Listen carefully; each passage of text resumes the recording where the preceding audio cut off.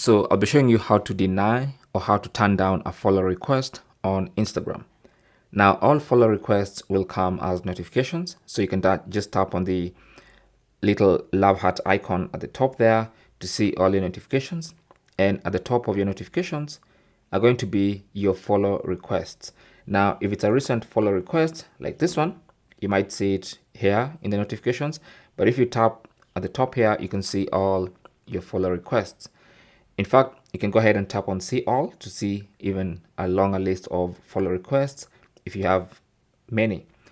And so what you need to do is just select a specific follow request like this one, and to deny it, just tap on the delete button, and that's going to delete that specific follow request, and it's going to get removed from your list of follow requests. Thanks for watching. Don't forget to like and subscribe, and if you have any comments or questions, talk to us in the comment section. Good luck.